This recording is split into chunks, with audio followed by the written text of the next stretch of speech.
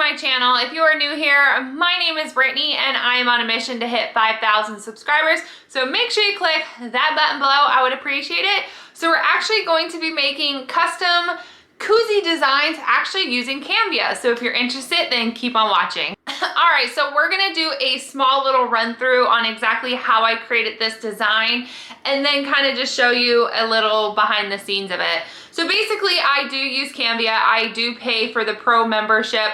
It is not a requirement, but it is something that I do recommend, especially if you are maybe into crafting, you're into doing YouTube videos, you are into, you know, making fancy looking things on your Instagram channel, whatever it might be. Canva might be the pro option for you. Otherwise, you can get away with just the basic sign-up membership with no fee involved. Basically, my niece reached out to me. As you guys know, this is the final series on this one, where she needed some custom koozies created.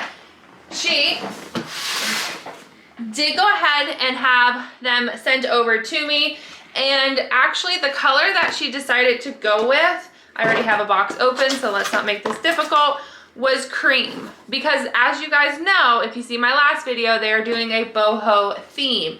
So I was like, this is the perfect opportunity to actually do sublimation rather than vinyl, just because it is going to go on a koozie. They're gonna get probably wet with drinks, things like that. I just didn't want them peeling off.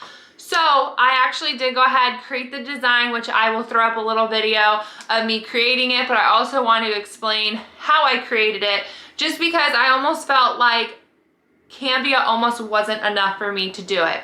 So let me break it down for you. Basically, my niece had a design that she wanted to do, or a saying, I should say, and I just wanted it more baby style rather than, you know, popping bottles, as we all know that is like a baby theme right now.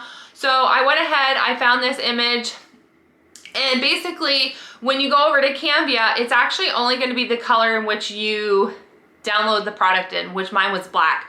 Obviously black was not the color that we were going for. We're going for boho colors. So she did send me, I'll show it right here, a list of colors to kind of go off of. So what I actually had to do was take the image, throw it over to my Cricut, and then I was actually able to change the color to whatever I wanted. So I was able to change the logo, like the baby bottles, to any color that I wished. And then from there, since I was already in Cricut, I just went ahead and selected my fonts, which are more boho style fonts.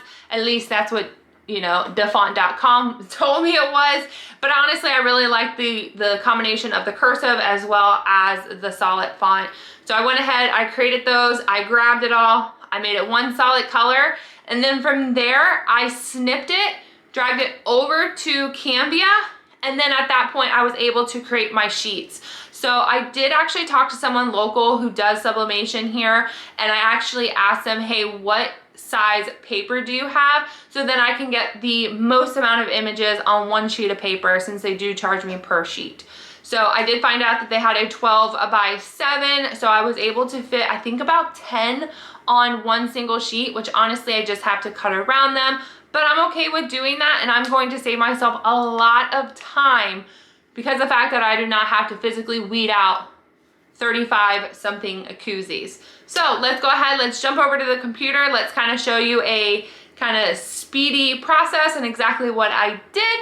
And then from there, let's go ahead and press it and hope to fingers that what I'm telling myself in my head actually does apply onto these koozies. So let's get going.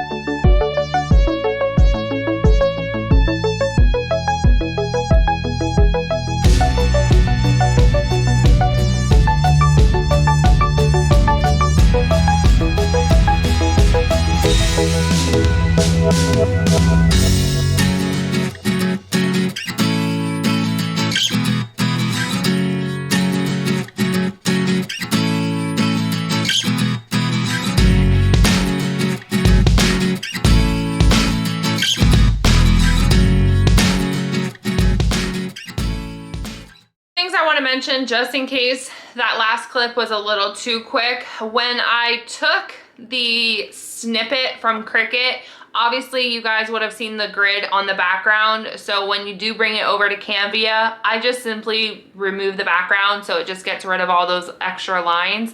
And then also once I download the image, I do request to remove a background. And that's another thing that I also do as well. So of course, once we are sending it over to our sublimation department, they make sure that the background is at that point removed. So I have all of my koozies. Now, of course, I'm only gonna prep one just to, you know, fingers crossed, make sure everything looks good. Here are my designs. As you guys seen, I did do some right side up, some upside down, specifically just to make sure that I could, like I said, make the bang for my buck since I was paying per sheet. I did actually look at the size that is needing for koozies and it said 3.5, but due to the way that it is designed, I went 3.5 like length and not necessarily width. I think the width was just around 2 point something. I don't remember exactly, but again, just play with it a little bit since you are just working with this little tiny piece of space. And another thing that honestly keeps tripping me up is that this color here is supposed to be a green, but it's coming off more gray. So that makes me a little bit nervous. I do know with sublimation, the color that you see will come out brighter once it is like warmed up with the heat press. So let's just cross our fingers. I am gonna run this color first. I mean, at this point, it is what it is. So yeah, this color up here I'm completely fine with. It's the bottom one that looks more gray, and I was really trying to go for green. If anything, I'd even accept a brown, but gray, not the biggest fan of. And I also will have the fonts that I did use down below as well, just in case you guys like them and you want to do them for your own projects. All right, quick chit chatting. Let's go ahead, get these cut out, and let's get moving.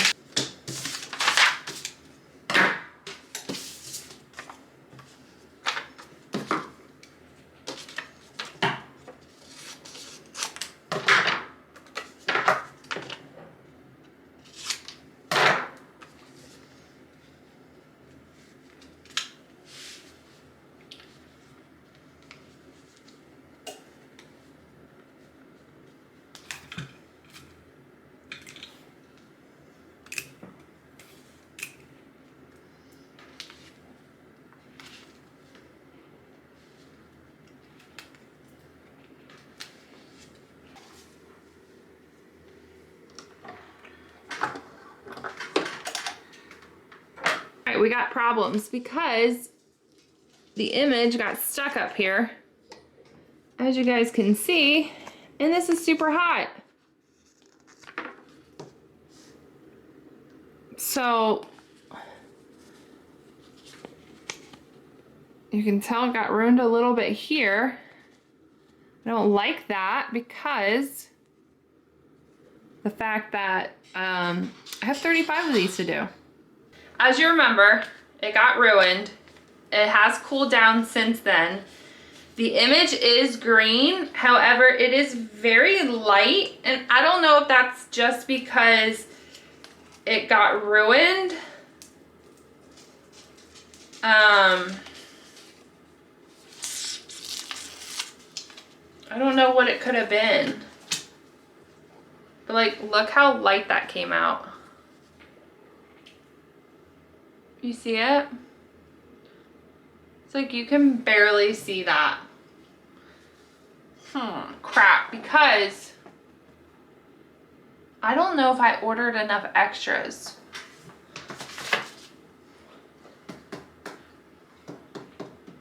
Okay, so I ordered a few extras, but I don't think she has extras.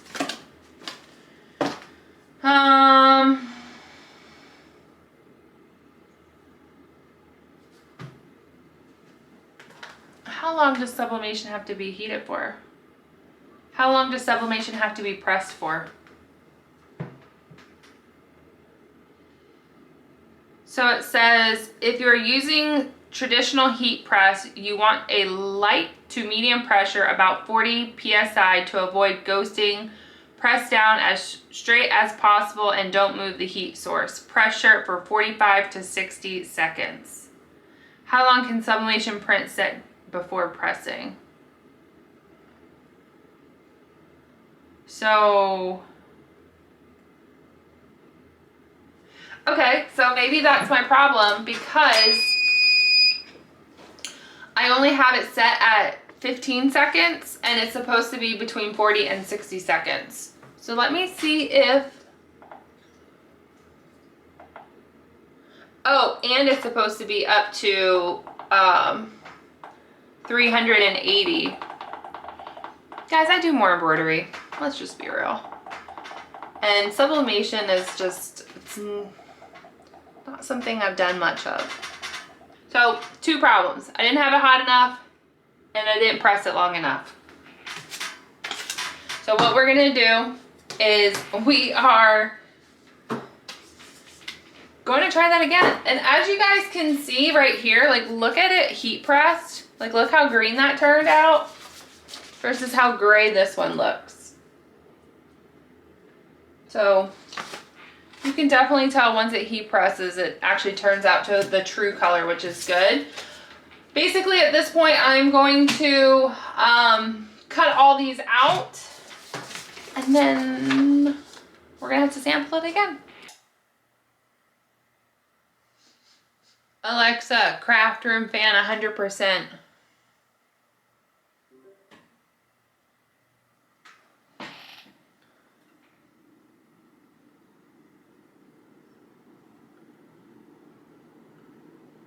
We're at 15 seconds. And I'm putting the fan on full blast so the smoke detector doesn't go off.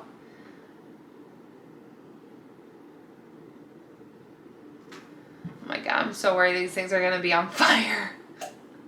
Okay. So, it helped that I put my sheet down. It didn't get stuck anywhere. But of course we have to let these cool off before we can peel them. So let's do that. They're not on fire. They're still in one piece. Now I will be honest, when you look at the koozie, can you tell what side was vinyled on? Because one side is completely flat and one side is not.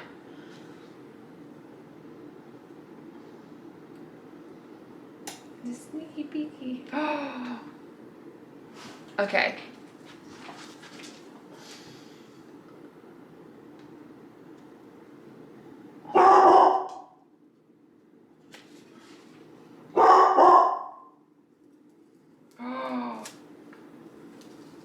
Oh wow.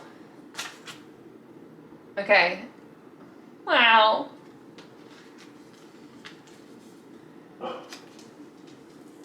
Okay.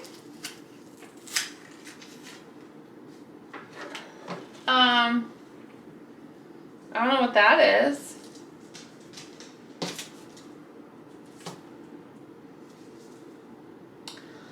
Look how cute. Look at them. And you can definitely tell. Hold on, let me show you. So this is the one that I had with not enough pressure, and this is the one with enough pressure. So you can definitely tell that the ink will definitely transfer when you put the right temperature setting on and the right time on. And like I said, one side is definitely thinner than the other. But I'm gonna remove the towel because it did say light pressure. And honestly, I just feel like my heat press doesn't really give off a lot of pressure anymore, so I usually have to stick something under it. So I'm just gonna remove that and let's just keep pushing along. I'm gonna do lighter pressure this time. I'm not gonna hold it down nearly as hard because I have to hold it. It does not clip in. So can you imagine 40 seconds times that? Well, 40 seconds, 2 koozies, times that by 36. We're gonna be here a while.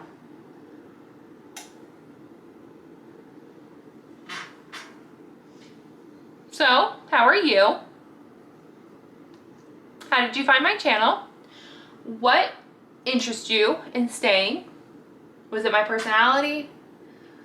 Was it my errors because I don't know what I'm doing? All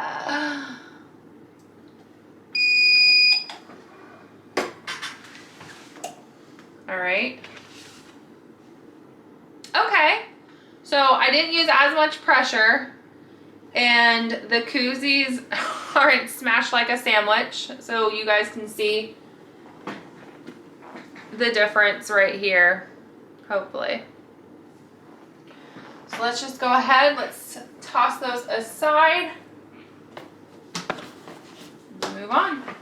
I'm very proud of myself because I ended up, if you caught it, ended up doing 4 on the heat press rather than 2 in order to speed up my time. I put my fan on full blast because it was getting extremely hot. I'm legitimately sweating, I'm not even making that up. And I didn't want my smoke detectors to go off. So obviously increasing your temperature, making it stay on there a lot longer than 15 seconds made a world of difference. Another thing that I actually ended up doing is I was multitasking by letting these cool down while I was holding this down to heat press more images. I also did keep track of like how many how many brown versus how many green I were doing. What kind of English is this, Brittany? How many brown versus how many green I was doing. I knew I was gonna have an off number since unfortunately one did get ruined, so we're at 35 koozies rather than 36. But hey, if I ruined 1 koozie, I'm okay with that. So I ended up actually doing 1 extra brown than anything. So let me go ahead and show you an up close personal image. Here they are completed. They came out super cute. I think she's really gonna like them. They're great colors. And then also back here, I did kind of keep them organized with how many colors. I had like 10 green, 10 brown, and then I just kind of kept track of my next batch that I had. So yeah, that's actually all that we needed to do, and we are officially completed with this project. I'm gonna have this dropped off to my niece tomorrow, and then the baby shower is Saturday. So nothing like getting this all done last minute. But it's all right, we got it accomplished, and yeah, I hope you enjoyed watching this video. If you could, please make sure to like, share, and subscribe. Like, share, and subscribe, and we'll see you on the next crafting project. Bye, everyone.